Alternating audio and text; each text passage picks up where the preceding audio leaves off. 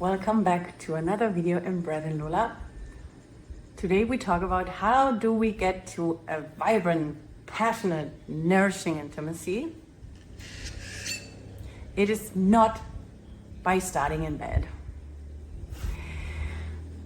In our Instagram, we have a series what's called paradigm shifts for relationships. And one is, for example, and this is from our side, a very old and outdated paradigm, to have secrets. I've been there. It's not a theory. We are talking about when you have secrets, this creates disconnection with your partner. We know we all do it because we want to avoid conflict. We don't want to be rejected. We want to keep the harmony and the love and the connection. And it works. We think it works. What it actually underneath is creating is disconnection. It's a false harmony. And why we talk about the intimacy part in combination with this is your intimacy can't be that deep and nourishing and beautiful if you carry on with secrets, what is creating disconnection. And what we need is more and deeper connection. For us, a new paradigm should be to be completely naked and transparent and vulnerable, not only with our partner, I would go even a step further with everyone. This is then the next paradigm. What we want is that you can be simply completely yourself and sharing whatever is on your mind and on your heart and what your is desires and fantasies and what do you want and what do you feel and how do you live today and tomorrow and what is maybe uncomfortable or your fears or insecurities, whatever it is.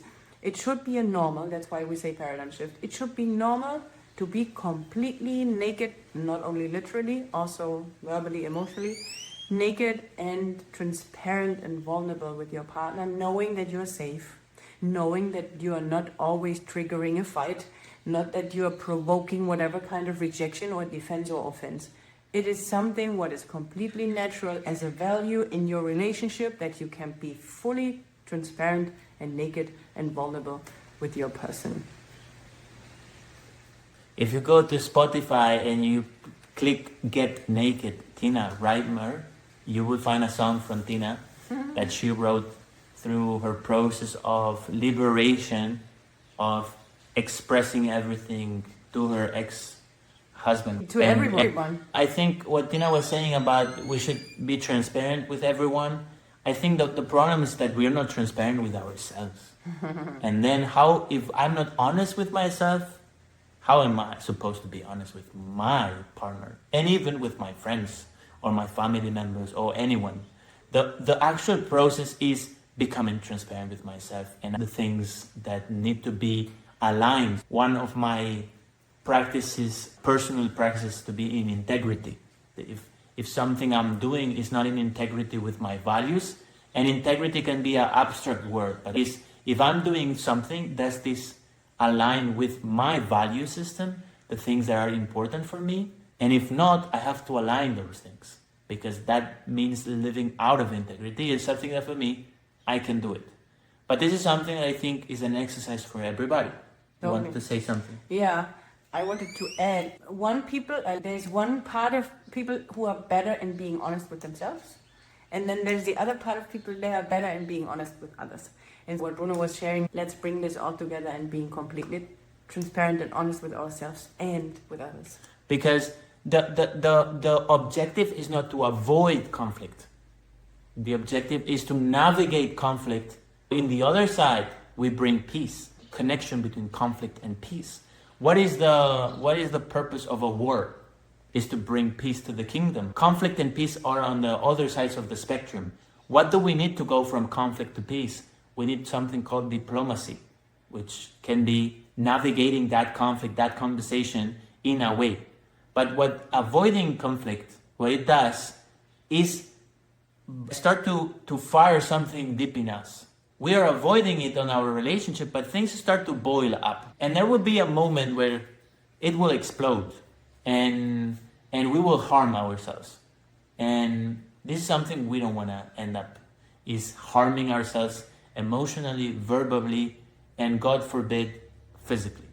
But if we're able to navigate every time there a challenge, a conflict arises, we're able to navigate it, then we keep that connection all the time. What happens when we don't address the conflict or the thing to be addressed, it will boil up, and for sure it will come out in 1 year, in 1 month, in 2 years, doesn't matter. But it will come out, and it will come out hard. What we want is to always keep the connection with our partner. Because yes, we don't have conflict, but we don't talk, we don't touch. Touch is it's the sign. If you're not touching each other, which is a way of bridging the gap and the distance between each other, if you're not touching, that already tells there's disconnection. Because touch is the way to connect. It's understandable that you want to avoid conflict to keep the peace, but that's never going to drive to a positive end and a connection with your partner. You need the tools to navigate those conversations, and we haven't taught how to have emotional intelligence, how to have conversations that lead to change through understanding how we feel, how understanding our inner child, something that we call, or another thing is the outer child. This family that we have in all of us, there's a little boy, little girl, there's a teenager that is reactive. How can we deal with these people that are inside of us, and not only us, but also with our partner? That's exactly why you're here in Brother and Lola. We give you this education, these tools, most especially not only on intimacy, which we were talking about in the beginning of the video, but especially on communication, which is one of the most challenging things nowadays. We have poor communication, and what I call is miscommunication. We don't talk to each other. It's never gonna end well if we are not able to communicate openly, vulnerably. And what you want at the end is the connection with your partner, because that's the greatest feeling. When you're connected, when you feel loved, when you feel the attraction, when you have regularly nourishing intimacy, that's what we are looking for. But that is the result, that's the fruit, that's the pearl of doing the work. And doing the work is going through those challenging conversations that at the end, it doesn't have to be conflict.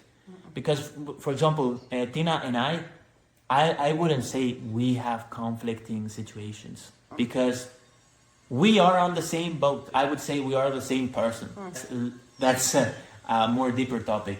For us, we are like the same individual. Like we are one person. It doesn't benefit me personally going and conflicting. Like we are very respect, kindness, and like very honoring the other person, understanding how the other person feels, and always when something comes out, be able to address it, but in a way that is not harming the other person. Yeah, and this is not like managing others' feelings. It's not like, okay, I have to say it like this, that this stays harmonious. Not at all. Like everyone can be completely themselves, being very conscious about their patterns, being very conscious about their feelings, being able to address everything. The other can hold it. Like that's why we're teaching it in the Connection Intimacy call, because we see how challenging this can be, and we know how easy it can be. That's why maybe it's interesting for you. Then stick around. Whatever question comes up, put it in the comments. And we love to see you in the next video, because remember, you can't suppress what's burning inside.